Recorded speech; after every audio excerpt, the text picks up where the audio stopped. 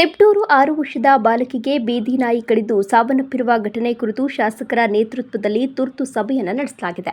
ತಿಪಟೂರು ಕಸಬಾ ಹೋಬಳಿ ಮತ್ತಿಹಳ್ಳಿ ಗ್ರಾಮ ಪಂಚಾಯಿತಿ ವ್ಯಾಪ್ತಿಗೆ ಸೇರಿದ ಅಯ್ಯನಬಾವಿ ಗ್ರಾಮದಲ್ಲಿ 6 ವರ್ಷದ ಮಗುವನ್ನು ಬೀದಿ ನಾಯಿಗಳು ಮಾರಣಾಂತಿಕ ಹಲ್ಲೆ ನಡೆಸಿರುವ ಕುರಿತು ಇಂದು ತಿಪಟೂರು ನಗರಸಭೆಯಲ್ಲಿ ತಿಪಟೂರು ಶಾಸಕ ಕೆ. ಷಡಾಕ್ಷರಿ, ನಗರಸಭೆ ಅಧ್ಯಕ್ಷ ಯಮುನಾ ಧರಣೇಶ್ ಮತ್ತು ಪಶುಪಾಲನೆ ಇಲಾಖೆಯ ಉಪನಿರ್ದೇಶಕರಾದ ನಂದೀಶ್, ತಾಲೂಕು ಪಂಚಾಯಿತಿಯ ಸಿಇಒ ಸುದರ್ಶನ್, ನಗರಸಭೆ ಆಯುಕ್ತರಾದ ವಿಶ್ವೇಶ್ವರಯ್ಯ ಬೆದರಗಡೆ ನೇತೃತ್ವದಲ್ಲಿ ತುರ್ತು ಸಭೆಯನ್ನು ನಡೆಸಲಾಯಿತು. ಈ ಸಭೆಯಲ್ಲಿ ಎಲ್ಲ ಅಧಿಕಾರಿಗಳು ಸೇರಿ ಇನ್ನು ಮುಂದೆ ಈ ತರ ಘಟನೆಗಳು ನಡೆಯದಂತೆ ಕಾನೂನು ವ್ಯಾಪ್ತಿಯಲ್ಲಿ ಕ್ರಮ ಕೈಗೊಳ್ಳುವುದಾಗಿ ಮಾಹಿತಿಯನ್ನು ನೀಡಿದರು. ಈಗಾಗಲೇ ನಾಯಿಗಳನ್ನು ಹಿಡಿದು ಸಂತಾನಹರಣ ಶಸ್ತ್ರಚಿಕಿತ್ಸೆ ಮಾಡಲು ಟೆಂಡರ್ ಕರೆದಿದ್ದು, ವರ್ಕ್ ಆರ್ಡರ್ ಕೂಡ ನೀಡಲಾಗಿದೆ. ಒಂದು ನಾಯಿಗೆ 1600ಗಳನ್ನು ಫಿಕ್ಸ್ ಮಾಡಲಾಗಿದೆ. ನಾಯಿಗಳನ್ನು ಹಿಡಿದು ತಂದು ಸಂತಾನಹರಣ ಶಸ್ತ್ರಚಿಕಿತ್ಸೆ ಮಾಡಿ ನಂತರ ಅಲ್ಲಿಗೆ ಬಿಡುವುದು ಕಾನೂನು ನಿಯಮ. ಈ ಕಾರ್ಯಕ್ರಮಕ್ಕೆ ನಾಯಿಗಳನ್ನು ಸಂತಾನಹರಣ ಶಸ್ತ್ರಚಿಕಿತ್ಸೆ ಮಾಡಲು ಶೆಡ್ಡುಗಳ ಅವಶ್ಯಕತೆ ಇದ್ದು, ಇಂದಿನಿಂದಲೇ ಅಧಿಕಾರಿಗಳು ಉತ್ತಮ ವಾತಾವರಣ ಇರುವ ಜಾಗವನ್ನು ಇಂದೇ ಗುರುತಿಸಿ ನಾಳೆಯಿಂದಲೇ ಕಾರ್ಯನಿರ್ವಹಿಸಲಾಗುವುದು ಎಂದು ಮಾಧ್ಯಮದವರಿಗೆ ಮಾಹಿತಿ ನೀಡಿದರು. ಈಗ ನಮ್ಮ ಶಾಸಕರು ಹೇಳಿದಾಗೆ ನಮ್ಮ ನಗರಸಭೆಯಲ್ಲಿ ಆಲ್ರೆಡಿ ನಾವು ಇವಾಗ ಟೆಂಡರ್ ಪ್ರೊಸೆಸ್ ಅನ್ನು ಮಾಡ್ಕೊಂಡಿರೋದಂಥದ್ದು 15 ಲಕ್ಷಕ್ಕೆ. ಈಗಾಗಲೇ ಟೆಂಡರ್ ಕರೆದಿರುವಂಥದ್ದು ಟೆಂಡರ್ ಕೂಡ ಆಗಿದೆ.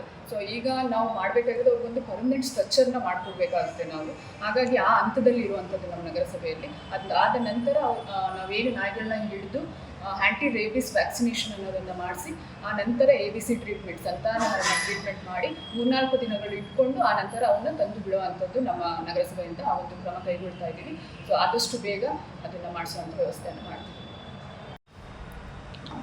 ನಗರದ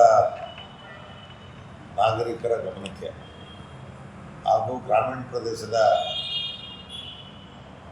ಜನರ ಗಮನಕ್ಕೆ ಏನು ಶ್ವಾನದಳ ಅತಿಯಾಗಿ ಇರೋದರಿಂದ ಅನಾಹುತಗಳು ಜಾಸ್ತಿ ಆಗ್ತಾ ಇದೆ. ಬಹುಶಃ ನೀವೆಲ್ಲ ಪತ್ರಿಕೆಯಲ್ಲಿ ಮತ್ತು ಮೀಡಿಯಾದಲ್ಲಿ ಬಂದಿದ್ದನ್ನ ಗಮನಿಸಿದಿರಿ ಅಂತ ಕಾಣಿಸುತ್ತೆ. ಒಂದು 6 ವರ್ಷದ ಮಗುಗೆ ನಾಯಿಗಳು ಸೇರ್ಕೊಂಡು ಕಚ್ಚಿ ಆ ಮಗು ಪ್ರಾಣ ಹಾನಿಯಾಯಿತು. ಸೊ ಅದನ್ನು ಸ್ಥಳಕ್ಕೆ ನಾನು ಸಹ ಹೋಗಿ ಅವ್ರಿಗೆ ಏನೇನು ಸಾಂತ್ವನ ಹೇಳಬೇಕು ಹೇಳಿ ಸರ್ಕಾರದಿಂದ ಮ್ಯಾಕ್ಸಿಮಮ್ ಹಣವನ್ನು ಕೊಡ್ತೀವಿ ಅಂತೇಳಿ ವಾಗ್ದಾನ ಮಾಡಿ ಬಂದಿದ್ದೀನಿ. ಅದನ್ನು ನಾವು ಮಾಡಿಕೊಡ್ತೀವಿ. ಸರ್ಕಾರದಿಂದ ನಮ್ಮ ನಿಯಮದ ಪ್ರಕಾರ ಏನೇನು ಕೊಡಬೇಕು ಅದನ್ನು ನಾವು ಮಾಡಿಕೊಡ್ತೀವಿ.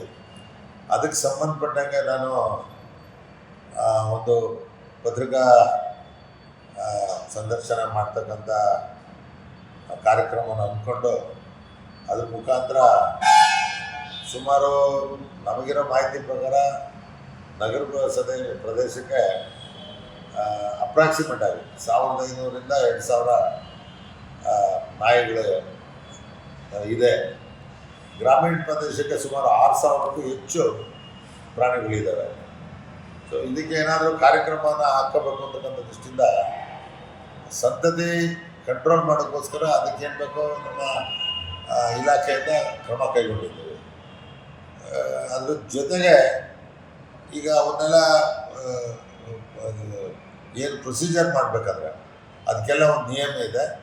ಅದಕ್ಕೋಸ್ಕರ ಮೂಲಭೂತ ಸೌಕರ್ಯ ಬೇಕಾಗಿತ್ತು.